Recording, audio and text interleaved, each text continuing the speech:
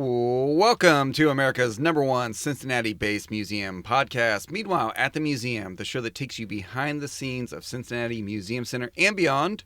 Over there on the ones and twos, we have our producer, Magic Mitch Seifert. Hey. I'm your host, Cody Hefner. Today, we are joined by Megan Aylward. Howdy. Right? Yes. Chef Megan. Yes. Right? Yes. So, Megan, you are the manager of our Culinary studio featuring the Kroger Food Lab. Mm-hmm. That's the name, like the classes, is a mouthful. Yes, absolutely. And as we mentioned, you're a chef. So do you make people in the offices call you chef? No, I haven't gone that And far why not? yet. It seems a little ridiculous. For those who may not know, what is a Culinary studio in a nutshell? It is a place where we bring science, culture, and history through food. We walk you through a recipe through each step, and you create something delicious by the end of it.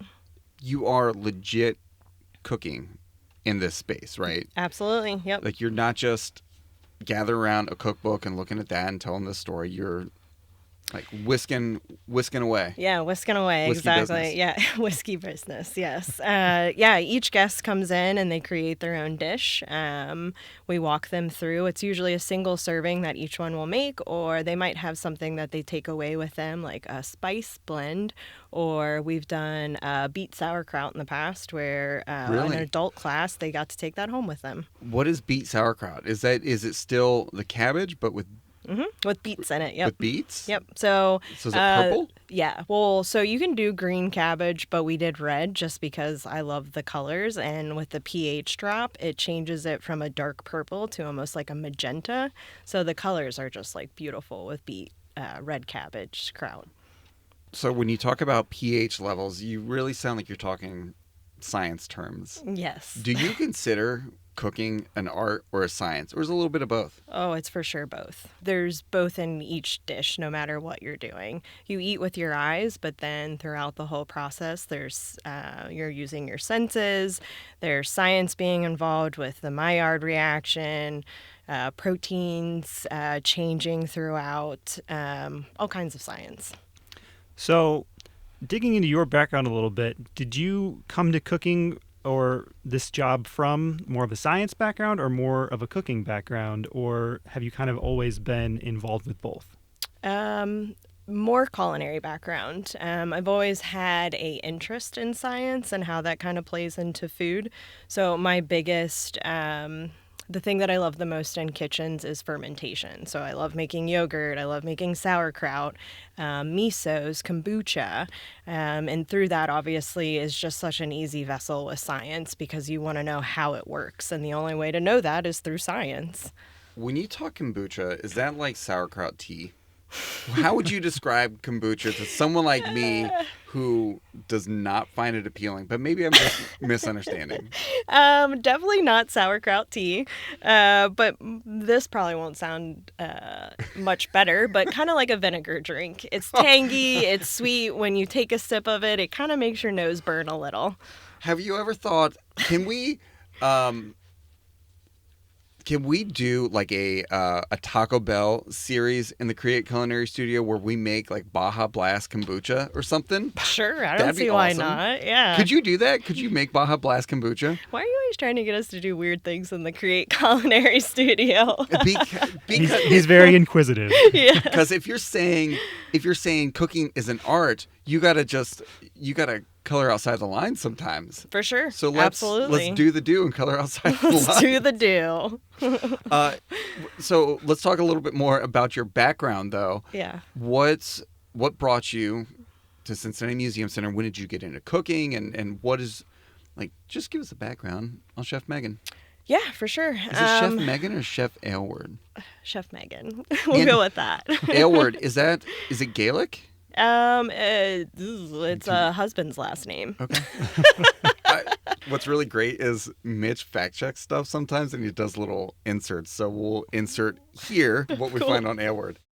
We've found that Aylward comes from Old or Middle English and is made up of words that mean noble guardian. Anyway, Chef Chef Megan, Yeah. tell us about your background. Background. So I've been cooking professionally for almost 10 years. I've done everything from fine dining to production, mom and pop shops to fermentation as well. Teaching is a completely new endeavor for me. Truly, I left the last job that I had. It was a nonprofit here in Cincinnati, and it was really fulfilling. It was a job where I wasn't just making a pretty plate and serving it to someone. I felt like I was doing something for the community, and I realized how important that was. So for me to step into this position, it kind of came naturally when I found that you guys had even this culinary studio and learned about it. And I mean, again, science, history, culture, they all play together in food, and it's so important. And then to teach that to kids, teens, and even adults, it's a skill that they're going to take with them literally for the rest of their life. And what a cool experience to get to do that for somebody. When you think of when you're in people's homes, if they invite you over, or Thanksgiving, holidays, things like that, there's a lot of time spent in the kitchen, whether that's cooking together, snacking, that's just where people kind of hang out. So to bring people into our kitchen, into the Create Culinary Studio, is it's a fun way to just generate conversations. People are already like teed up and receptive to that in a way. When kids come in for these classes, how are they? I mean, are they jazzed up? Do they get really distracted, or are they like hyper focused? It's a bit of both. When they walk into the studio, they are very much jazzed up. They're ready to go. They're ready to just kind of start cooking. So, when we get them in the studio, it's kind of like, well, we got to go over safety, because obviously that's very important, and how to hold a knife. And once we kind of start getting into that, that's when they almost get very focused in. Sometimes throughout the process, when they go into like creating their dish and doing the art side of food, the chattering kind of comes up again, but you can just feel the energy and the excitement throughout the entire room. So you said that the teaching part of this has been new for you. Has there been a learning curve there, or? Oh, for sure. As a chef, you're usually in the background and you're like, don't talk to me. So learning to talk and cook and chop at the same time has definitely been a learning curve. So I worked in restaurants in college, because you have to pay the bills, and I didn't learn to cook. But what I learned from restaurants is a lot of multitasking. You have to communicate and talk to people, and also how to cuss. So as a chef and as a teacher now, do you find yourself? Yes, it is very hard. It's not an anger. It's truly not anger. like when you're boiling a kettle for tea, that steam has to release somehow. And so when you have all this pressure of multiple dishes, multiple things going at once, and you're focusing on a lot of stuff, this is just how people release pressure, right? I've never thought of it that way, but that is a great way of explaining it. I love when kitchens are depicted in movies and shows and stuff, and it just captures how chaotic it can be, and how people talk to people. It's kind of accurate. So Absolutely. I mean, for you to be a chef and somebody who teaches a class, those are two totally different chefs. There's multiple chefs within that umbrella, right? There's the one that enjoys being in front of people, and then truly there is the one that just wants to be behind the scene, and you probably wouldn't want them in talking to people either. Well, I feel like now chefs are kind of rock stars. Like, people follow chefs. This is why when a new chef opens a restaurant, they make sure that it's not just, hey, there's a new Mexican restaurant opening or this or that. It's the chef is opening this new restaurant, because people like gravitate to that and focus that. So do you realize that when you're standing there in front of these 30, 40 kids, they're like, Chef Megan's a freaking rock star. Nice censor. I like it. Right? We've learned. Sometimes you definitely can see it. There's a couple kids in there that when I talk to them, it's really sweet. But I'll, tell them, oh, turn down that burner. Your chocolate is melting too quickly, and we're gonna cause it to burn. And they'll look at me and go, yes, chef. and like very intimidatedly like respond that. I'm always like, oh, that's so sweet. I guess these kids haven't watched shows like The Bear, which has really kind of dialed up the whole yes chef thing. But do you find some of that, like, are kids like super excited to be able to say yes chef and call you chef and do things like that? Oh, for sure. We have a call and response in the studio where if we want to grab their attention for a science fact, or maybe, you know, the chatter is starting to become a little high, we tell them tools down, eyes up, and then the whole room is supposed to respond yelling, yes, chef. And they absolutely love it because I think, one, they get to yell in the museum. Yeah. And also, you know, it's fun to say yes, chef. You mentioned the celebrity chefs, Cody. Right now we have Julia Child, a Recipe for Life exhibit. Did you have any experience with Julia Child growing up? Oh, for sure. I mean, even, gosh, through the pandemic too. But yeah, I watched Julia Child on PBS as a kid, or recently, you know, on YouTube with Jacques Pepin, because those two loved each other together. So when I got hired on here back last summer and I learned that Julia Child was coming this year, it was like, well, how freaking awesome. Yeah. Like, and so easy to incorporate that into our programming too, which was great. It's a good tie from the exhibition and bringing that to real life. The Julia Child's thing was, I relate Julia Child. I think Ratatouille is inspired by Julia Child in a way, the whole like everyone can cook thing, because Julia Child, it was cooking can be fun, cooking can be refined. It doesn't have to be super daunting.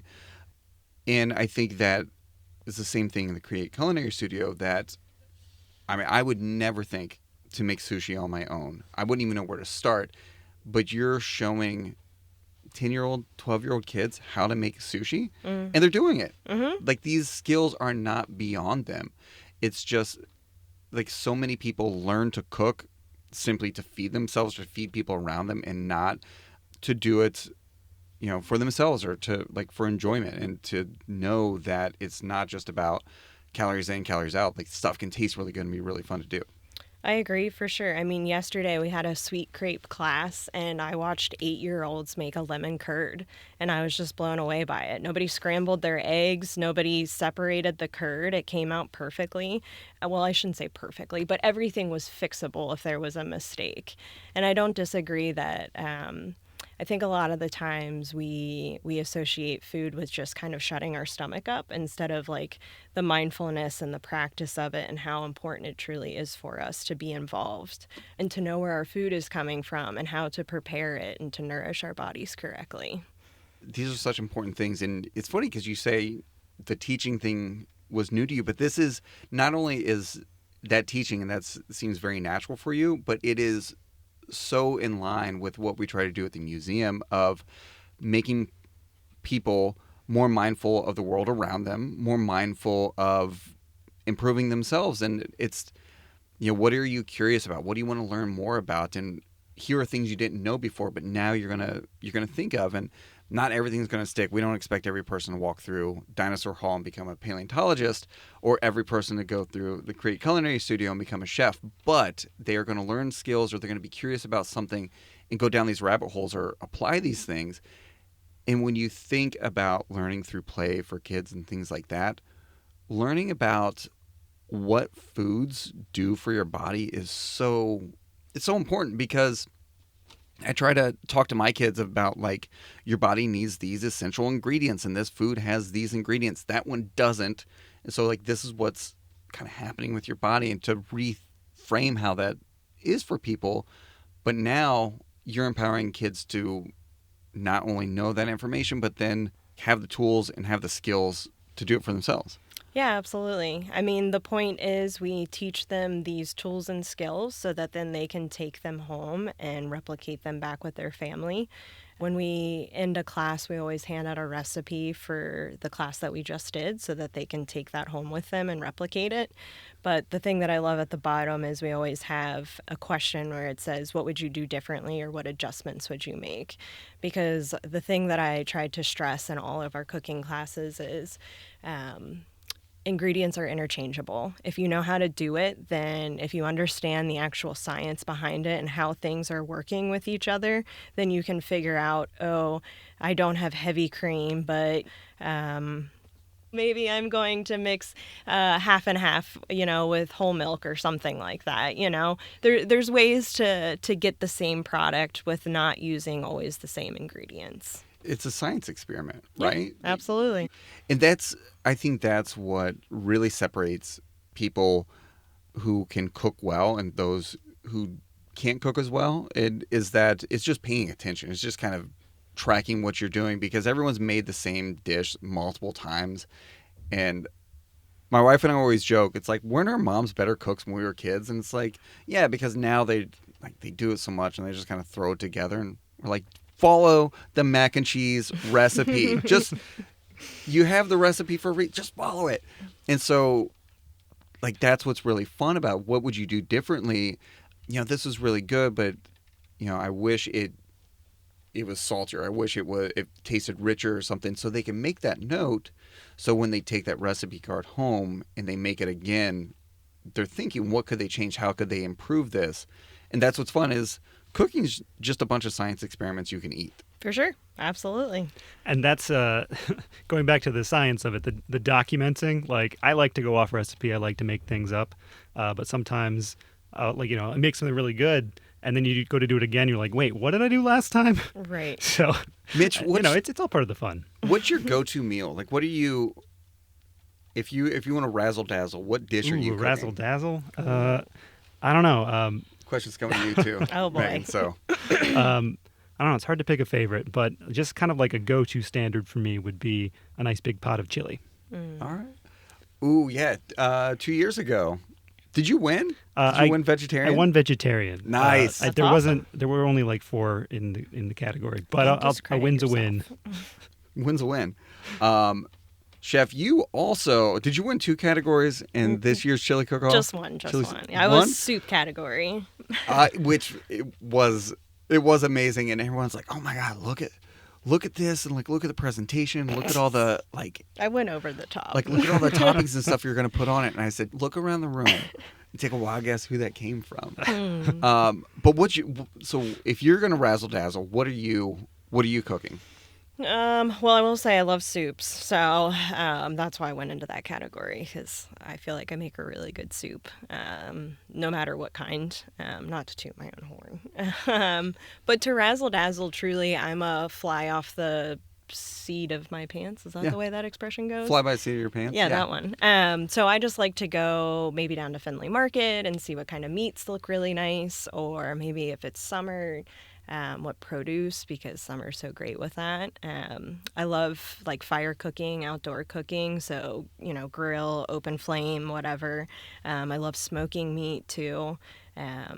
So I think if I was to really just try to razzle dazzle someone, it would be something over the top with a long cook, a long roast, or smoking in some capacity. And do you enjoy that? Do you enjoy the entire process of cooking, of just making it this full day thing, or this very long? I would say 75% of the time, yes. It's not all the time. Sometimes you get a little burnout, or you just don't want to have the creative input and you just want food on the table. But for the most part, yeah, I do really enjoy the process. If you're going to a cookout, and this is a different question, if you're going to a cookout, what dish are you bringing? Ooh, I'm usually a vegetable bringer. So I always feel like when I go to God bless you. Well, I feel like when I go to a potluck, there's always so many desserts. There's usually 16 different desserts, maybe a couple of appetizers, 3 different meats to pick from, 6 different sides, but they're all potato heavy or mac and cheese heavy, which, don't get me wrong, love those too. But I love to make some sort of vegetable side. My usual go-to is a spicy Korean style carrot slaw, or I love a wheat berry and green beans with goat cheese and nuts and some sort of mixture like that. Oh my God, you're awesome at a cookout. To your point, my brothers were in 4-H, so we went to a lot of potlucks and stuff like that. And it is a lot of baked beans and mac and cheese. Oh, your beans. That's another great Midwest side. Rice Krispie treats, which love those. Rice Krispie treats are all, especially if they're made right. Some people skimp on the marshmallows, and I think that's you gotta have the marshmallow. You have to have marshmallow fluff. Throw that in there. Double down on it. Some brown butter. Brown butter. Oh yes. most of the butter that I make is brown butter because I burn a lot of It goes stuff. a little too far. My philosophy is I could cook it on medium, but if I cook it on high, it finishes faster, and then we all eat faster, and that is not the case. That does not work out. I'm a bad food scientist. But you know what upsets me? I'm going to go on a little rant here. When you go to a cookout or a potluck and there's no deviled eggs, how does no one think to bring a deviled egg? And Mitch is thinking back to when we had Cameron Harden on. He's a big deviled egg person. But how do you feel about deviled eggs? Oh, I love them. Like, Easter is right around the corner. My kids were like, "Oh, it's so cool! You got to hunt for deviled eggs." I was like, "We did not hunt for deviled eggs. The boiled eggs that we colored when we found them, we would make deviled eggs with them." It's like, imagine like a deviled egg hidden in the mailbox or something. That sounds like a fun Easter egg hunt. Do we have a deviled egg program in the studio? No, but I think we might have just figured out our next programming. Yes. Oh, I love that. Did you always grow up enjoying to cook or knowing how to cook? When did that first hit for you? Gosh, that's a good question. Probably like in my late teens, early 20s. My mom was not the best cook. Sorry, Mom. So we ate a lot of like frozen or gloopy meals. So I think I kind of learned a little bit because I just didn't enjoy those meals. And truly, I think the first time I ever had like a hand-picked carrot from a garden, cooked, and then given to me, I just remember eating it and being like, holy crap, this is like the best thing I've ever had. And I didn't like carrots at the time. And I went back for seconds and I was like, this is what a carrot's supposed to taste like. It's not supposed to be dry and white. So I think a little bit came from not having maybe the best cooks growing up and then learning truly what kind of farm to table is. You talked about all the components of when kids are cooking, when they're learning to cook and stuff, and like how texture can be very important. Did you ever put chips on your sandwiches growing up? I still put chips Yeah? on my sandwiches. My older brother always put Doritos on his peanut butter and jelly. Oh, wow. Which- I don't know about that. Interesting, yeah. Well, okay. What so, flavor of Doritos? Nacho cheese. So the Okay. red bag, All right. the original, the standard. I guess there's that like peanut butter and cheese trend. There's like peanut butter and cheese. You get a little bit of, peanut butter jelly's already salty and sweet. And so you just double down on the saltiness a little bit. But importantly, it's the texture thing. Mm-hmm. Like you add a little important. texture in there. I don't think we knew, what we were doing back then. I'll try most things at least once. So Yeah, I'm with you on I'll that. try it. I'll try it. Can't say I like it though. Ooh, so when we do the Mountain Dew classes in the Culinary Studio, can we do Absolutely. either a companion Dorito class or like would those be separate? I don't know. We could probably do some pairings. Dorito with a Mountain Dew. What goes well together? Yes. Oh, like a Mountain Dew sommelier. Yeah, it's like wine and chocolate, but Yes. Doritos and Mountain Dew. That's amazing. So we do summer camps. We do museum camps in the Culinary Studio. Imagine parents learning that, oh, hey, what'd you do today? Well, we had an entire day focused on Mountain Dew. The number of calls that we would get. Yeah, I'm sure the parents would be thrilled. Dads would be like, that sounds pretty awesome. Did you bring any home? Dews for dads. What are you doing in those week-long camps with kids? And so what grade levels are these? Are like 3rd and 4th, 5th and 6th? Yeah, it's like, I would say it's like 3rd and 4th graders. And so we have 2 different camps, one in June, one in August. One specializes more on the science piece. And then the other one is kind of like learning skills and techniques throughout it. But there's always going to be science even in that one because it's obviously just as important. So You mentioned kind of right off the bat Maynard technique. the Maillard reaction. Yeah, what is that? It's a browning effect. So when you sear a steak or you put a lemon meringue pie and you torch the top and it turns brown, Or like a s'more?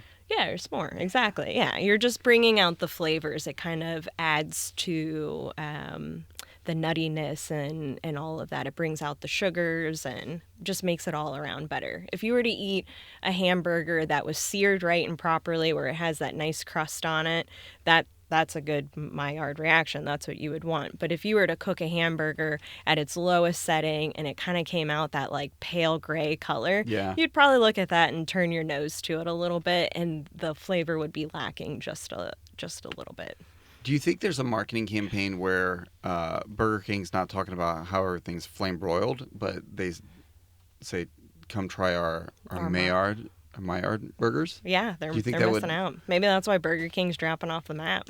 That's like the the Burger King outside the Culinary Institute of America up in New York. That's how they're marketing, I think. For sure. I mean, my husband and I, we joke around all the time, but like we should have a little Arby's drive-through where we make like real roast beef sandwiches, not that like gross meat that they try to pass off as meat. And you just buy like an old mechanic shop, we put a window on, and we just start slinging roast beef sandwiches to the city. Is that your dream? No, Is that... that's a side dream. I also have a dream of owning a bowling alley and a farm. So Oh my just God. ask me what day it is, and we'll go from there. Wait, a bowling alley and a farm, are those separate or are they combined in some way? If you could combine them, that would be pretty sweet. But they'd probably have to be separated to some capacity. Be like outdoor? Would they be outdoor lanes or would they be in the barn? You'd probably have to have them indoor because you could just have a chicken like walking across your bowling lane, and that would not be helpful. No. Or maybe it would be a new challenge. I'm not sure. Do you have chicken? Like, do you have chickens, fresh eggs, all that stuff? You do? Mm-hmm. I used to have 5, but I'm down to 4 now. Wolf, get it? Natural causes. Well, Wolf, Thankfully. Can you taste the difference in the eggs, and why do you think that is? Well, my chickens are, they free range, so they eat all the bugs and the insects and all the greens in my yard, which helps produce that like beautiful yolk. And you can for sure tell a difference by look and taste. If you crack, a grocery store egg next to a homestead egg, the yolk is so much darker. And then I always just say it's a more eggy flavor, concentrated egg. Ooh, Are you a big creme brulee fan? I mean, Taking those I yolks, like it, yeah. like those homestead yolks, and work that in there. I do love a good custard because it's just like, it's rich, all the yolks, it's creamy, it's sweet, it's delicious. What's not to like? What's the difference between custard and ice cream? I feel like custard is like, and I'm not a pastry chef, so I just do want to like put that as a disclaimer. But if I was going to take a wing at it, I would say the difference is custard is thick and ice cream doesn't quite get to that. You freeze it instead, right? Like you almost make like a custard base and then it goes in the freezer and you whip it with some really awesome machine that helps you create ice cream. Custard, you kind of just let it cool, set in the fridge, and let it hang out. I'm sure there's a difference in sugar and egg quantities, but I don't know. You mentioned you're not a pastry chef. Are there rivalries within chefdom?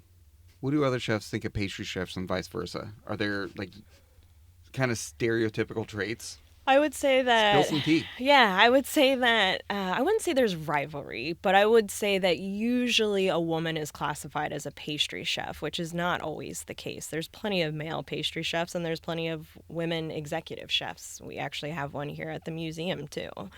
But I would just say that their specialty is different. So you do have some chefs who can make desserts, but it's anyone who hones in on a skill. So a pastry chef is just ultimately going to be better because that's what their specialty is. That's what they love to do. So does it feel like baking and things like that take more precision, more science? Like the measurements need to be really dialed in more than... Not even just the measurements, the temperature and the humidity in the air can affect it. It's arguably one of the reasons why I don't like baking, because I like to just kind of like play around and throw things in a pot and see how it kind of pans out. So when we do these classes, do kids get the opportunity? Like, is there like a freestyle day or something? Like, you've probably seen the show Chopped, where they get this like random basket. So not quite that, but is there a point where they kind of just get to say, here are the ingredients, pick them and make something for it?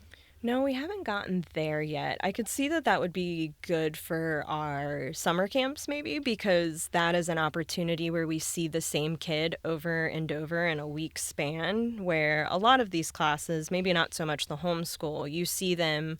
Well, with homeschool, it's usually you only see them once a month, and it's not always the same kids. So I could see that being a good like build up where we got to that, where you're like, okay, here's a mystery box. Like a Friday Yeah. thing. But again, like with the sweet crepes yesterday, we made like 3 or 4 different fillings to go in them. And I told them, you're going to make this one type of crepe, then this one type of crepe, and then the third crepe, it's a free for all. You figure out what you want to do. You can blend all your ingredients. You can, pick and choose how you please. So I try to always leave a little bit of creativity in there. So, well, one, they feel empowered, and two, it's fun.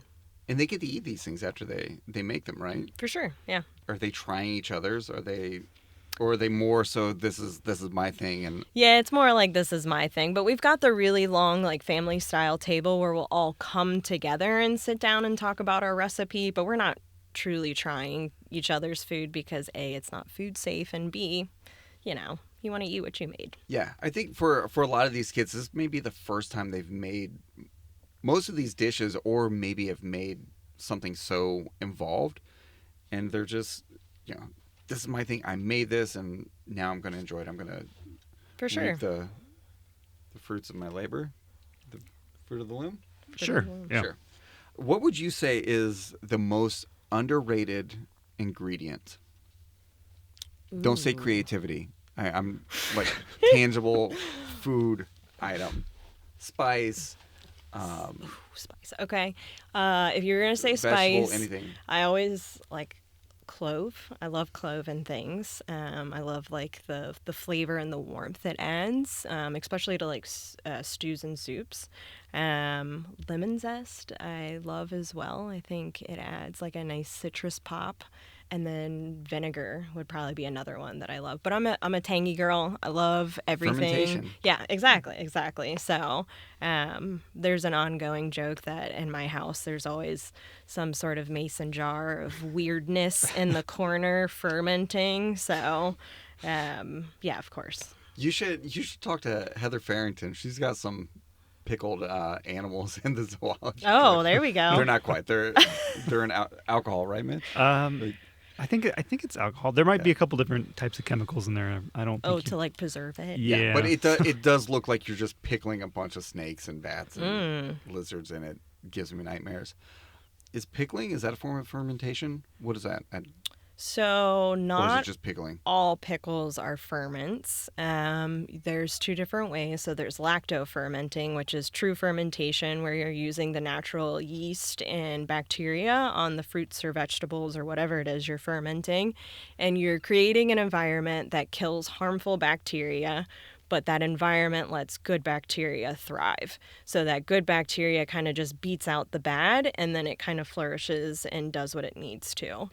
Another side of pickling is a vinegar. So a lot of the times in the garden, if I don't want to do a true fermentation, last year my husband and I had an ungodly amount of tomatoes, as you do at the end of August. And so we made a bunch of ball jars and dropped onions, garlic, tomatoes in there, and then made like a vinegar solution with spices, garlic, all of that, and kind of let that naturally pickle too. That's awesome. So, what about overrated ingredients? Which ones? Yeah, what do you think? What do you think they are? Anything I'll called say it. Wagyu. Garlic. What? Yeah, I think people overdo it on garlic sometimes. Oh, you and I said wouldn't get along. Well, sorry. You're in the boat of my husband. When I make garlic mashed potatoes, he'll come up to me and be like, "Can I get a portion before you add all your garlic in there?" See, but I think I have this theory that vanilla extract is the garlic of the baking world. Okay. Like, it's another thing where people never measure. They just yeah. they Measure just with your go all in. heart. Yes. Yeah. So you would not say garlic is overrated. What would you say? Absolutely not. Is sorry. Absolutely not. I think the term Wagyu cracks me up. I see it everywhere now. What does that even mean? It's just a region in Yeah, Japan, it's supposed to be like a really pampered cow, essentially. And I mean, don't get me wrong, if you have true Wagyu, it is like some of the most yes, a pampered cow. You envision like the cucumbers on their eyes and then getting a massage. I envision this cow being like, wow, I'm really living. This is so nice. These people care about me so much. And then like, we just take them to slaughter. Yeah, I'm not saying you should treat animals poorly, but it is. Yeah, right, for sure. An odd concept. Yeah. So similar vein, would you say what's a very overrated or overdone technique that you see either in cooking, in restaurants, things like that, that's maybe a little gimmicky or not worth the effort? Gosh. Am I just putting you on blast with Yeah, I know. the I culinary know. world? I'm God, sorry. they're going to all come after me now. We can cut this one. How about your Mount Rushmore of kitchen appliances or kitchen tools? Oh yeah, what about them? Yeah, what is on your Mount Rushmore of kitchen tools? My favorite. Yeah, like your top 4. Yeah, I mean a good sharp chef knife, obviously. A good spatula, a microplane, an offset spatula, a tasting spoon. And I think that's good. Like a good skillet. And I usually at home, we cook a lot with nonstick here, but at home I cook purely cast iron. So a really good cast iron if I was cooking home. That should be an adult class of how to take care of a cast iron skillet. Yeah, that's fair. Because I don't. Do you know how much? Well, we have one, and I feel like we're doing what we're supposed to do, but then it seems like the seasoning is not really like looking like it should. So I don't know what I'm doing wrong. Is it sticking? Your food sticking? No, just like the seasoning looks like it's like, I don't know, like spotty, like it's coming off or something. Mm. I don't know. I'm not like washing it with soap. I don't know.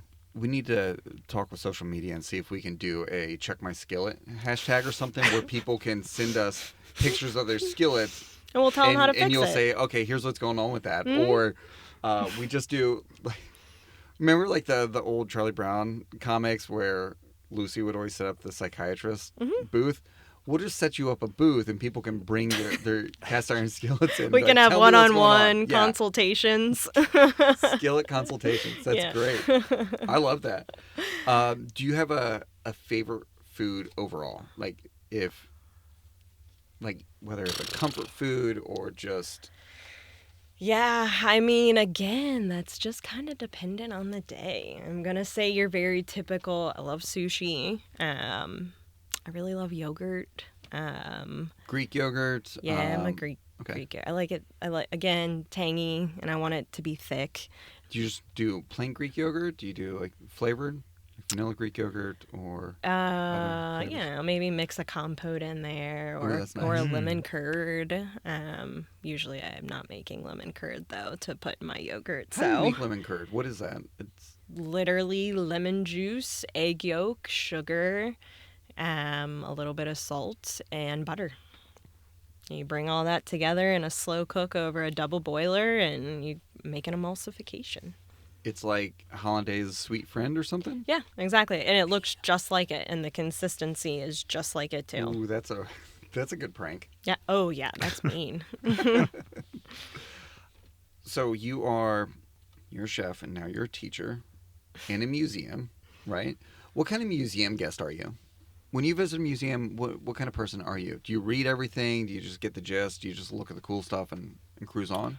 Well, I think it depends if I have my kids or not. As it does for many, yeah. Right. If I was by myself, though, I definitely, I read everything. Like, I think it probably took me the longest to get through the Julia Child exhibit. But, I truly was, like, taking every word in and every plaque.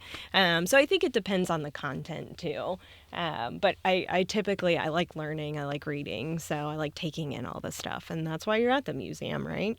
Did you ever imagine as you are spending this decade as a chef that you would end up in a museum? No.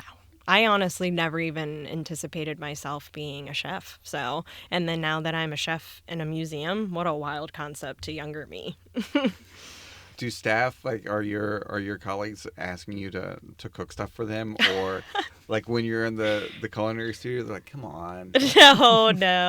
No, I think in all fairness, I kind of push food on them because it's just kind of my love language. So, if I've made something really cool, like I've brought in to Brian, I brought a miso in, or yesterday I made Aaron a crepe, or, Evan is always eating the raw ingredients from our class.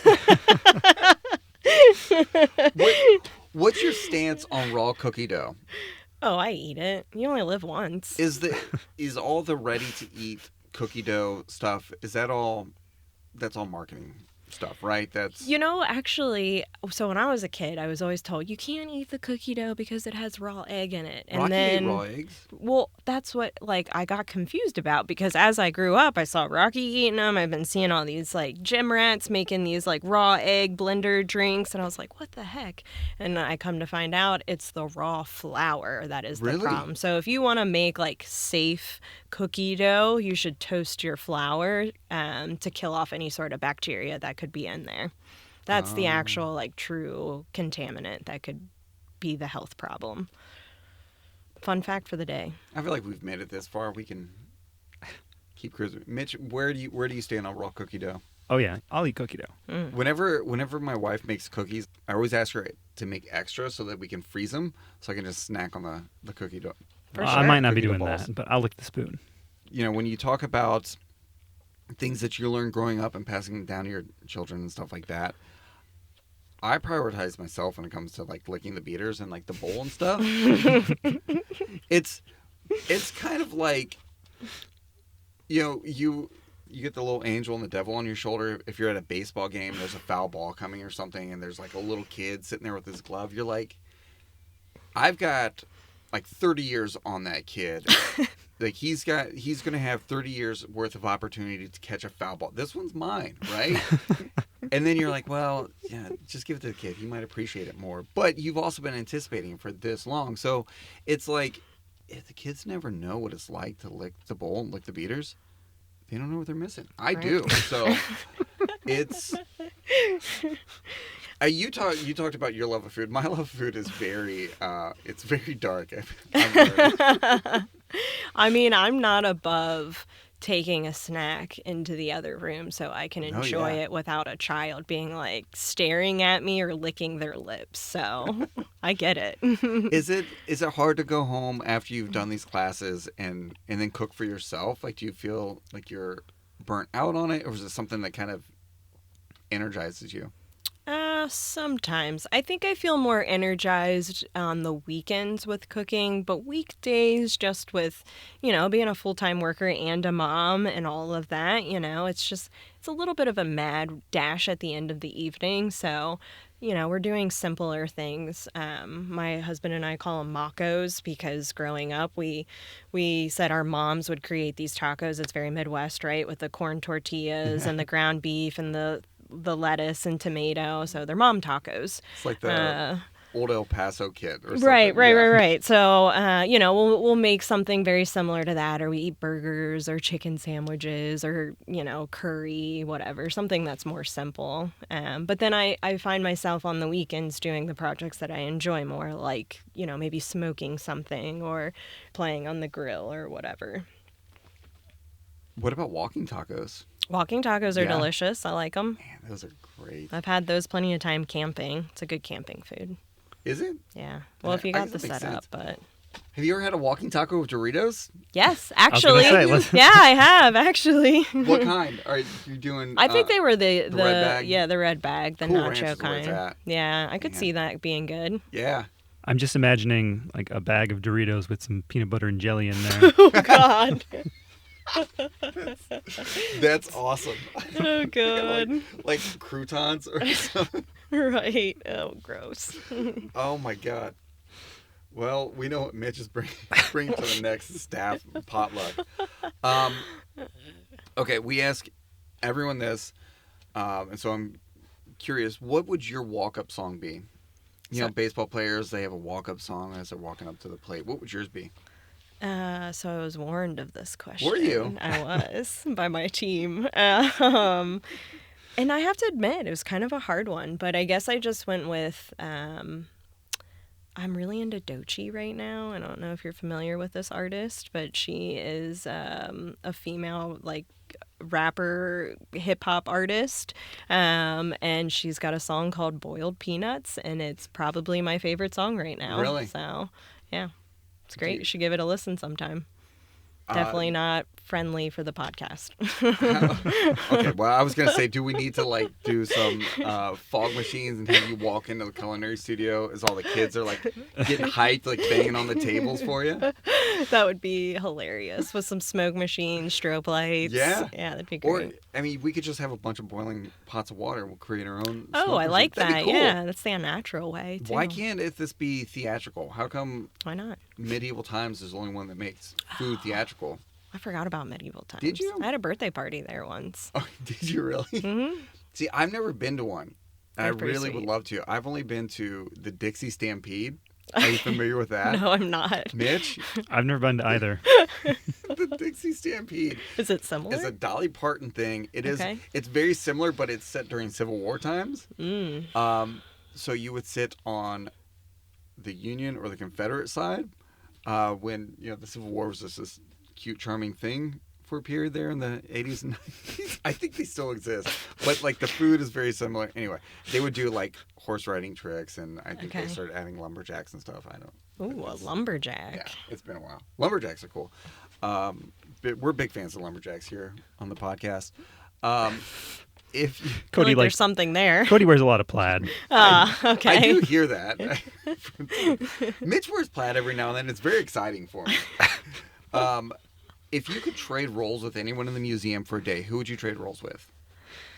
I don't know their actual position, but No one ever recently I was volunteering in the History Museum as a ticket taker, and the Cincinnati model. Oh yeah. The guys that get up in there without their shoes on and they're like fixing or like maybe hiding the I Spy. Yeah. If I got to hide the I Spy stuff, that would be cool. But I just kind of want to walk around there to pretend either I'm a giant or Godzilla. So, That's cool. Yeah, it sounds fun. You know what? That's just a good, honest answer. I love that. How about the reverse? Who would you like to see try to do your role? Who would you like to see try to lead a cooking class in the culinary studio? Oh, gosh. I mean, Elizabeth has self-titled herself food curator, right? Food curator, yes. Of the space, yeah. Yes. I mean, Elizabeth would be fun because she just naturally, like, just wows a crowd. So, like, she'd be fun to see up there. And then we also have some great people here who are really strong in the culinary world, like Tala from... Youth programs. Yes, Yeah. thank you. Yeah, Tala, I mean, she would be awesome in there, too. I think it would be fun. We've talked about doing a talent show because a lot of staff are musicians and just done incredible things. Like Bill is more or less a stilt racer. But I think it would be fun to do like a cooking talent show and just watch people as they make these different dishes. For sure, that would be entertaining for us, probably, but not always for everyone participating. Yes, I did want to ask you this also. How do you feel about like hot ones? How do you do you like hot food? Oh, for sure. Do you enjoy watching people kind of suffer through that?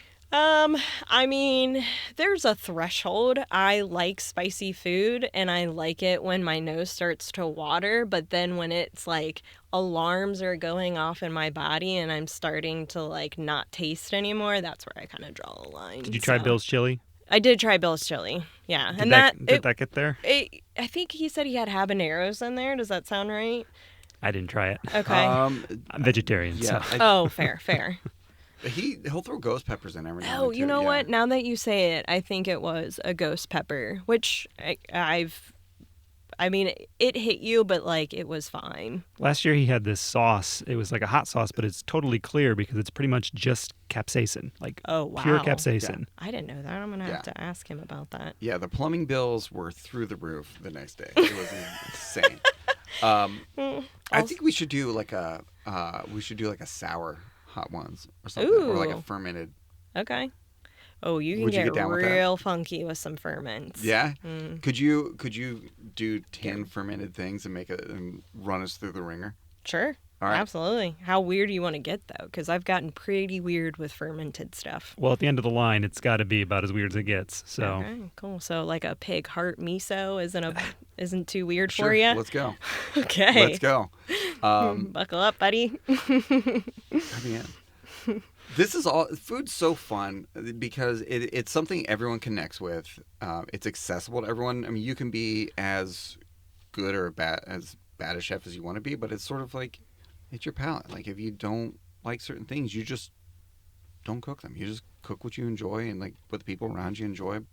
And there's science going on all the time, so that's what's really awesome about the Culinary Studio is you're just pointing those things out for people, and you're like giving people these epiphanies as they're like making French toast and doing this thing that they've done 100 times or they've seen people do 100 times or eaten. So I think it's awesome. Yeah. So if you're listening and these culinary classes become available and they sell out in like a week. Yeah, they max. Sometimes it's like a day. 24 hours.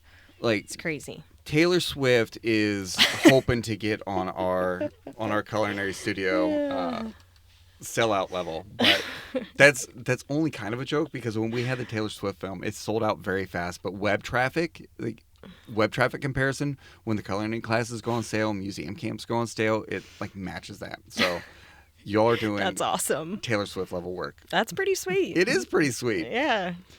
Chef, thank you for joining us. This is awesome. Thanks for having me. Hopefully we get to play around with you in the kitchen. Yeah, for sure. Sometime soon. Thank you, everyone, for listening. We really hope you enjoyed what you heard. If you did, rate, review, and subscribe. But more importantly, come see for yourself. You can find the latest reasons to visit at cincymuseum.org. If you have any questions or you just want to tell us how much you love the show, email us at meanwhile@cincymuseum.org. Thanks for listening. We'll catch you next time.